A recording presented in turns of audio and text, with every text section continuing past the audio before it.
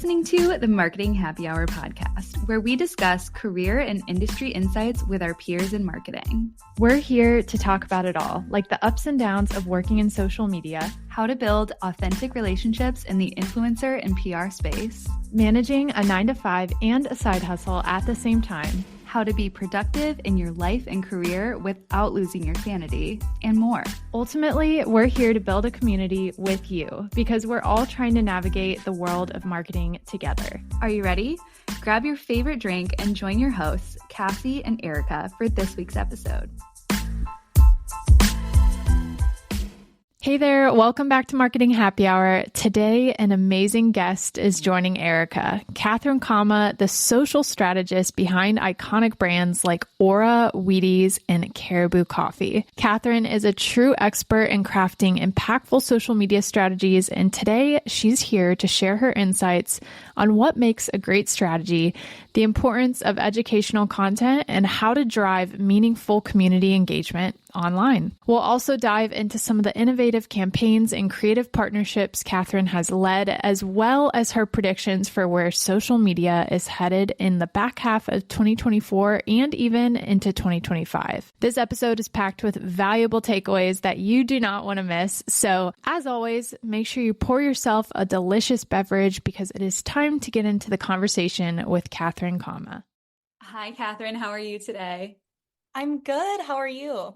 Doing so well. I'm so excited to chat with you. I know Cassie really wanted to be a part of this conversation as well because we are both huge fans of the ŌURA brand, and I'm actually going to be purchasing my first ŌURA ring as a birthday present to myself because my birthday is coming up here shortly. So I am excited to hear all about all the features that I will enjoy once I do purchase that. Love that. Yes. Self-gifting, so important. Self-care all the way. Always. But first, before we get into our conversation, I have to know what's in your glass this afternoon, or what have you been recently loving during happy hour? I am very passionate about this answer. I am drinking a Starbucks iced coffee with 3 pumps of white chocolate and light ice. It has been my go-to drink for the last 7 years, and I have to admit, I get it every day. I know it's bad, but it's in the budget, and I'm very, very passionate about it. Oh my gosh, that is incredible. I know they're coming out with their like fall drinks, obviously very early, like sometime in the end of August. So I'm really excited for that. And I think they have a new pecan, whatever, however everybody pronounces that word, but pecan spice or something like that. I'm really excited for that. I'm like pumped. In the fall, I typically, go a little crazy. I add 1 pump of pumpkin to my current drink. So okay, you like stick with the classic, but get it a little twisted. Yep, I love that. How about you? What are you drinking? I actually just have this orange wine that I picked up from Woodland Wine Merchant. It's a wine shop in East Nashville that I love. And every time I'm in town, I love any excuse to like go there and grab something fun. So I have that. It's called, oh man, I might mispronounce this as well, but I think it's Caricante. And it's really good. I had a glass of it when I was in Nashville with some of my friends, and so I needed the bottle. So I grabbed that. And then I also wanted to give a really big shout out because this just came in the mail, what I'm snacking on with it, because I'm the biggest fan of Tabitha Brown, and she has a line at Target, and they I think it was last year or the year before, they came out with this dill pickle popcorn. And it was, when I tell you, it was like the best thing I've ever tasted snack wise. And then they obviously discontinued it. The partnership was over, blah, blah, blah. They brought it back, but it's not in store. It's only online. So I literally ordered this to my home to enjoy with my wine. So that is what I'm snacking on, dill pickle popcorn. It's the best. I don't know if you have any favorite snacks, but that's highly recommended. I do love wine and a good snack. I typically go the cheese and cracker route. I love it so much. And especially in the summertime, a charcuterie board, nothing better. Oh yes. And I could talk about snacks and wine and drinks and things all day long. But before we get into our conversation, I just want to ask, could you share a little bit about your background and, how you came into the role that you currently hold? Yeah, definitely. I actually started my career in the advertising world. I worked for an advertising agency in paid social and on the growth team, and I learned so much while I was doing that. But I also learned that I didn't want to be so in the weeds in the numbers as much as I was in that role. So I made a switch to an agency called The Socialites, and that's where I got to explore all things organic social media. I got to be really creative. I got to be on set. I got to do back end work through social media platforms. And I just loved it so much. And I hit a point where I really wanted to go brand side and see what it was like on the other end of the spectrum. And so I found Ora Ring, and I've been at the company for a little over 2.5 years, and it's grown so much. And it's just been really fun to be a part of that journey. However, I do have to sneak in there that anything I say on this podcast is my own opinion and not the opinion of the employers I worked for in the past. Yes, absolutely. And we want to get into some of those personal opinions here. So let's chat through social media strategy a little bit. What do you think are the key elements to a great strategy, especially in the wellness space? And are there any specific content buckets you aim for when you're thinking of social? Are there any different pillars that you strive to hit? Give us a little insight into that. Definitely. I think the most important thing about strategy is you have to answer three questions about the who, what, and why. I think you have to be really clear on who your brand is, what you do, and then why does it matter for the consumer. I think once you've answered those, then you can dive into some more strategic elements of that social strategy, like balancing educational and product focused content with the humorous and trend focused content. But I think all strategies should be really balanced out to make sure that you're appealing to multiple different types of consumers. Absolutely. I couldn't agree more. And one thing that you guys do really well at your current company is educational content because, it is a space that maybe people aren't totally educated on. What role does that educational content play in your social strategy? And do you have any kind of standout examples of that type of content that the audience loved or like learned a lot from? Yeah, that's such a great question. I think educational content is so important because it provides that real value. It's so tangible. And I think so much of social media, it's easy to get caught up in those humorous and trendy elements, but educational content needs to be such a core piece of your strategy if you are part of a wellness brand. And something that I've found to really help us push the boundaries on educational content is to infuse some of the content buckets together.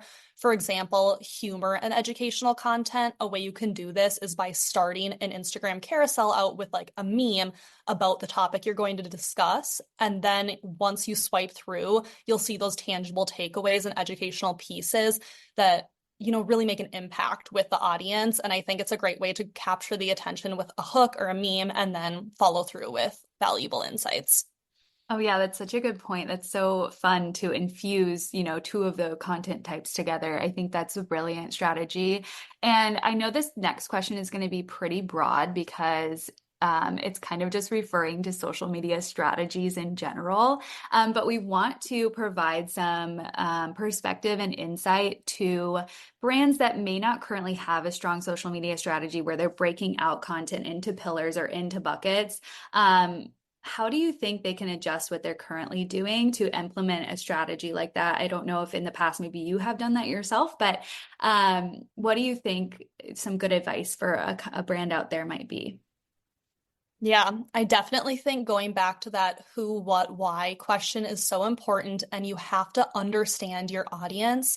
And I think so many people are afraid to experiment and do something wrong. And I think you just have to get in there and see what works and what your audience is resonating with. Another great thing is don't be afraid, small or large brand, to go on Instagram stories and just say, what type of content do you guys want to see? Or have polls saying, do you like educational content, humor content? What is bringing you value from following us? And then really lean into that. And as you grow, make sure to do those polls and question boxes once a quarter or once a year, whatever makes sense for you. But that way you continue to evolve with your audience and provide a lot of value to them through what they're actually asking for and looking for. Yeah, such a great idea to actually tap into the audience that's currently following you and like asking them, like why they actually follow you. I've seen a lot of brands do a really good job with this. Even just like tapping into, I think a food brand just posted recently, like, what flavor do you want to see next from us? It kind of goes beyond even social media strategy and kind of like allowing the consumer or the follower to have a say in the type of content you're putting out or the type of product that you're coming out with is always going to resonate really well with a consumer because people love that personalization aspect. They love feeling like they're heard by the brands that they love and follow. So I think that's an amazing idea. Question for you around like strategy pieces in accordance with that. What do you think is a good breakdown of like, say your audience is asking for more educational content or they like the memes or whatever, how would you kind of take the data from what they're telling you and then put it into a strategy? So say you went back and you already asked yourself, who are we as a brand? What are the people asking for? What is the next step there of like actually implementing a strategy around that? Would just love to hear your thoughts. Yeah, I think one thing I've seen across almost every brand that I've worked on is the humor slash meme or trending content is almost always going to perform the best on your channel. However, it's so important to make sure you're still providing value in other ways, whether that's product information, whether it's a general category education, etc. I think something that a lot of people get lost on is they just want to hop on a trend and they don't think about how it makes sense for the brand and what's the message that they're trying to send through to the end customer. And so I think that something that's really important is just making sure that you zoom out and get multiple eyes on things before you start posting and just continuously test and learn. But I do love using a lot of social media tools. I think the platforms themselves are great. And if you can't afford to use another tool, those are totally fine. But I've worked with a variety of different tools like Emplifi and Sprinklr and Sprout. And I think so many of those are great for social listening. And that's how you can really use some of those key listening pieces to create a strategy. Like, how are people talking about your brand? What's the takeaway that they are currently having from your brand? And do you want that to change or evolve? Or are you really happy with the messaging that they're receiving right now? Oh, that's so good. I love that you call out those tools because a lot of people will come to us if they're new in their social media career and they're like, I don't even know how to, find those insights or like how to go deeper into the analytics and things like that. So we always recommend tools like that. I think two of them that you mentioned I have used in the past and they're really great. So we'll link out to that in the show notes as well so people have like a reference point of tools that they can use. But I want to also, yeah, One more tool. I just have to yeah. sneak it in there. I did a trial for it a couple years ago, I think, but I found it to be really easy to use if maybe you haven't used a tool in the past and you're looking to start. I think Hudson has one of the simplest, easiest to use tools on the market right now. And I think that that's a great starting point. And there's so many insights you can get from it. Yes, big fan of Dash Hudson. I know at least one of their employees listens to the show, so I wonder if they will be listening and giving us a shout out. But shout out to them if they are listening. One thing I wanted to touch on too, how can brands successfully drive community engagement on social? I mean, that's a big factor. It's not just about, spreading awareness. You really want to engage with your community. So do you have any kind of specific examples that you can share from your current role or roles past where community engagement was at the focus? Definitely. I think the number one thing is to take the brand's ego out of it and think about what those consumers will truly value. Because long term, it will lead to sales and brand growth, etc. But you have to make sure they're so happy and stay loyal first. And so one example is on Check Cereal. I used to work on that account. It's under the General Mills franchise there, but I created a Facebook group and an Instagram page where different bakers and moms and aunts and sisters, and there was some men too, mostly women, but they could all come together and share recipes and give each other tips and tricks and their takeaways from each of those. And it was such a cool thing because the brand was able to engage with all of these members, but the members were also able to engage with each other. And it created such a sense of loyalty for the brand. And it was so exciting. And I think it did drive some really great business implications are on the back end, but it was something where the ego came out. We were not pushing buy, check, cereal, go to the store now. It was just really focused on creation and excitement around the recipes. Oh my gosh, that's so cool. I'm a huge fan of using, Facebook groups, LinkedIn groups, any kind of groups possible. Even Instagram now has the channels that you can join. And I don't know that you can, as a participant in those channels, actually like engage directly one-on-one with the brand and with other people. But in those channels, I know that the brand can kind of tailor their content to be a little more personal to the people that actually want to follow along with what they're doing within that channel. So I'm a huge fan of those type of avenues just because it goes beyond the traditional social media and it makes people, again, feel heard and feel like they're a part of something that the brand is, also a part of, which is incredible. So love that point. Wanted to talk a little bit too about like sales and promotions. That's something that like a lot of brands will trip over. Like, how do we promote things on social media when we have a sale coming up? But we don't want to sound like salesy or like pushy around the sale or promo. What is the social strategy around that type of content? And how do you kind of keep the social audience engaged when posting that content versus some of that educational or fun content? What does that look like for you? Yeah, that's such a great question. I think that it really depends on what your company offerings are. For example, if you only have one product and you believe a lot of the people that follow you already own your one product, it's going to look very different in comparison to a clothing brand who has a new line coming out every season, etc. So if you have just one product, I would recommend definitely don't overdo it. I think that you can tease maybe a sales coming up in case someone wants to buy a product for a gifting opportunity or upgrade to your newest version. But I definitely wouldn't push it in everyone's face because they might feel like they missed out if they already currently own your product. However, I think it is fun to reshare Instagram stories of people buying the product during the sale or taking advantage of it and welcoming them to that community. And on the flip side, if you are a brand that has a ton of different products and you have a sale coming up, I think it's a great way for you to position it as we're giving back to you guys. We want to give you a discount because you're our valued customers and we want to continue to grow with you. And I think you can really lean into some of the sales in that way to create trust and loyalty with your audience. Oh, absolutely. And one of the brands that comes to mind that does a pretty good job with that is Daily Drills. If you're familiar with their brand, they are a clothing brand and they have drops, I think, like every single week. We had the founders on our podcast last year. But they are always having sales and always just like sending out text messages to their followers or like in the channel with their followers on Instagram, just letting them know that like this is for you because you support us and we love you and we want to make sure that you are able to get your hands on, the latest drop. And so that's why we're having the sale or whatever it may be. So I definitely think that's a good strategy. They are a good example of that. Yeah. Oh, totally. One thing I'm curious about too, for brands using a membership model, it can be a little bit different than like brands that have new products all the time. How much do you think of their content should be focused on nurturing that existing community? You kind of alluded to that when you're talking about like sales and promotions versus attracting new customers. I think that's a really unique thing that we can look at. Yeah, that's another really great question and something a lot of people don't think about until it's too late. And in my opinion, I think it's so important to nurture your current customers first. They have to be happy and loyal and satisfied before you start to go out and find new customers.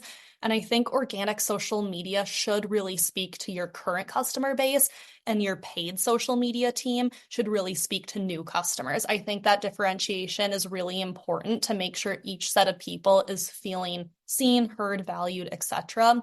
Obviously, there's going to be a little bit of overlap from time to time, but I think at the end of the day, organic social media needs to speak to current customers and paid social media should be more focused on looking at new customers. And with a membership model specifically, I think it's really important to highlight all the benefits that those current members are getting with their membership. I think it's really easy to get caught up in talking about the new trendy topic. For example, I love mouth tape content right now, like people who tape their mouths to go to sleep and how it's impacted them. And I think that's great. And it's a fun thing to talk about on social media, but you need to balance it with features that your current members are getting for the subscription that they're paying each month to make sure they feel valued as well.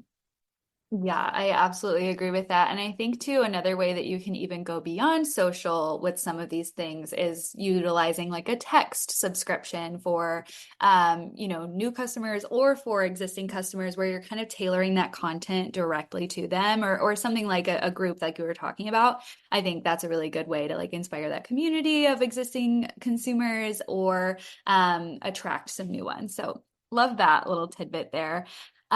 Could you walk us through some of the innovative campaigns and creative partnerships that you've led and their results? We'd love to like dive in a little bit deeper to some of these campaigns. Yeah, definitely. I think the first one that comes to mind is I was actually working on Caribou Coffee's holiday campaign on social media. I'm a huge coffee lover. It's just such a ritual to me every morning when I wake up, and to work on a coffee brand was just the best. And during this time, I actually got to launch Caribou Coffee's TikTok, and it was during holiday season. We got to lean into all the nostalgia of the different types of drinks, the excitement surrounding the holidays, how you can treat yourself when you're out gift shopping and looking for everyone else. But I think at the end of the day, what makes this campaign so special, it was so authentic and it wasn't sales focused, but it led to sales in the end. And I think the more authentically you can show up on social media, it'll impact every area of your business. And we actually grew the account by over 200% in just 6 months. And we did that by hopping on TikTok trends that made sense for the brand and showing up authentic to that platform and not trying to push, a brand commercial on the channel, which wouldn't have resonated with the members that were on that channel. Oh, that's really fun to see a behind the scenes peek of that because I'm sure that I saw some of that like content come up. Did you, while you were at Caribou or working with Caribou, did you ever work with Leah Palmquist? That name sounds familiar. I listened to her episode on here, so maybe that's just why it sounds so familiar. But I worked on Caribou while I was at the agency, The Socialites, and Gotcha. a woman named Mackenzie was my close client contact, and I worked with her a lot. But there was multiple people from the marketing and brand side of Caribou that would hop in and out of different social conversations. Oh my gosh, so fun. I wonder if there's any overlap there. That would be so fun to find out. I wonder if Leah's listening. She'll let us know. Um, well, this has been such a fun conversation. I know we're like whipping through these questions because I just like had so many things I wanted to ask you.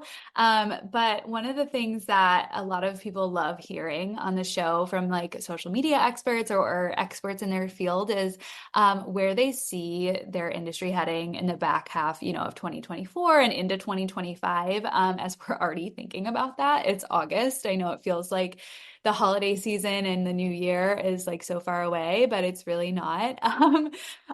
Just curious to hear kind of predictions for the future of social media.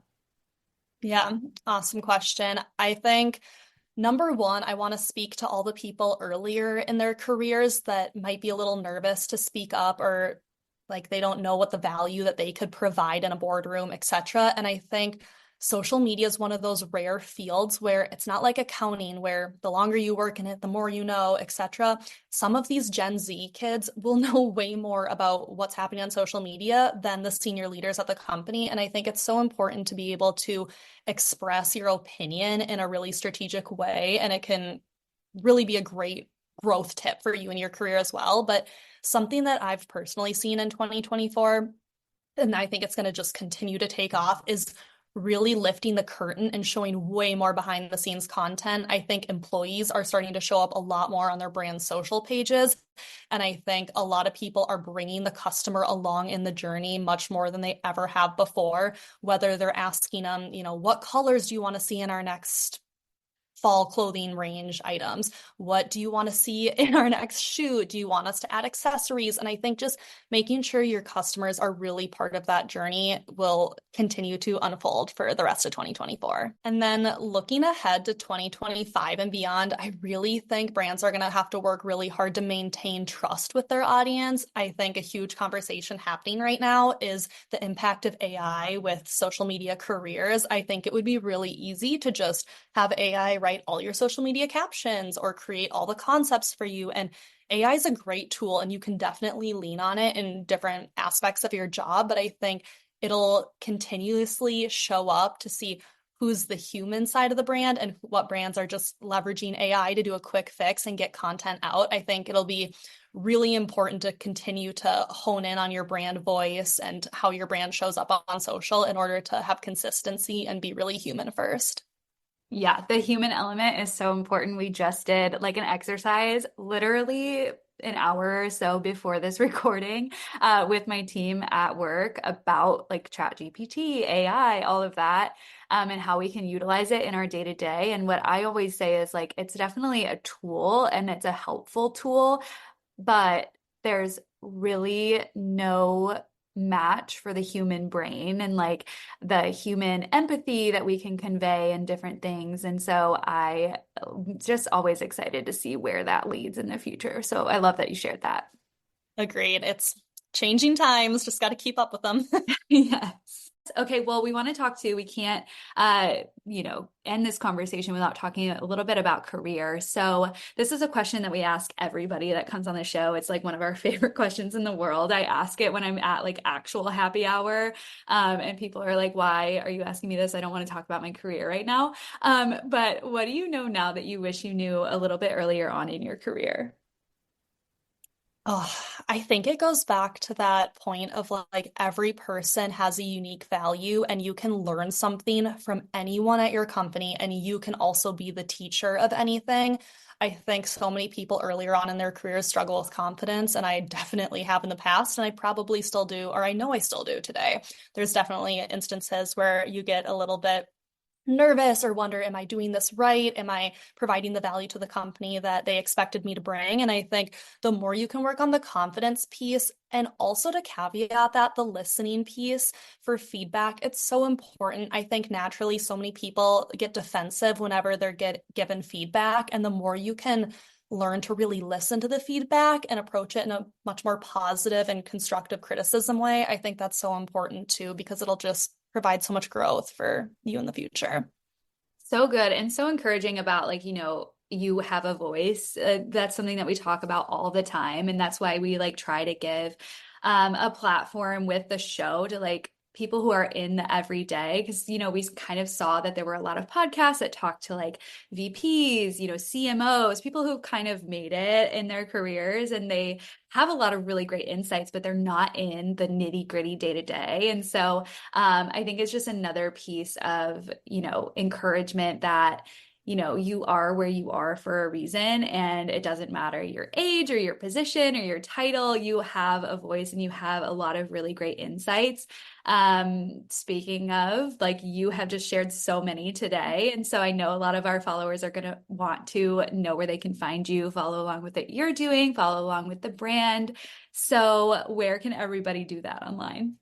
Yes, my personal social media is Katherine Elise Creative. I have all sorts of different content on there. I like to consider myself the guinea pig that I'll test out the trends and see how they perform and then maybe bring some back to a brand. And my LinkedIn is Katherine and my last name is Kauma, Kauma.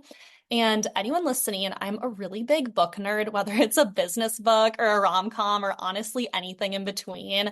Please just DM me a book recommendation. I would love it so much. And I'd love to chat and to anyone about anything book related.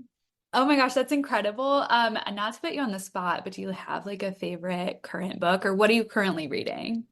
I'm currently reading a book called The Brand Gap, and that's actually where a lot of that who, what, why that I spoke to earlier came in. It's really about brand marketing and bridging the gap between the analytical side and the creative side. It's really good. It's a super short read. It's very to the point. I love that. And then my personal book that I'm reading is I just finished, it was called The Summer of '69 by Ellen Hildebrand. She writes a lot of books based in Nantucket and Cape Cod, and I just got back from visiting there, so I've been diving into all of her books. Oh my gosh, that's incredible. I'm like dying to go over there. Like the Northeast is some place that I like really want to explore. But I just looked up the brand Gap. I will be ordering that on Amazon in a moment. But have you heard of Unreasonable Hospitality? It's like a book. It has a yellow cover. Highly recommend. I always, if somebody loves books, I'm always like, that book you have to read. It's so good. Good to know. I'll look that up. Yeah, absolutely. But we'll put everything that we chatted about and where to find you and the book recommendations, everything in the show notes so that everybody can find it and use it how they may. One thing too, I wanted to let everyone know where they can follow along with the brand with ŌURA. Yeah.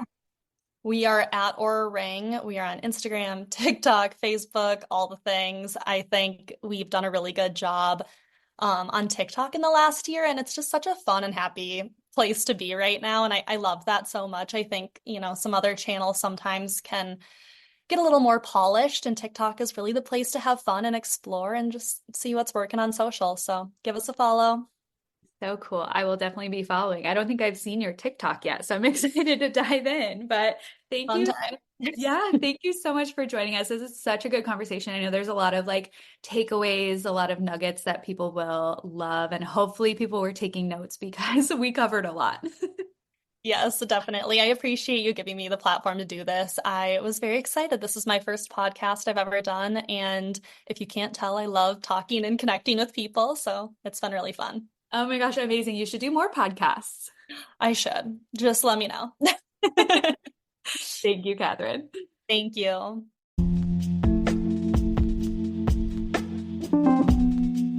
Thanks for listening to this week's episode. We hoped you loved it as much as we did. If you enjoyed the conversation, we'd love to get your feedback on the episode. Head to the review section of your favorite podcast app and let us know what you thought.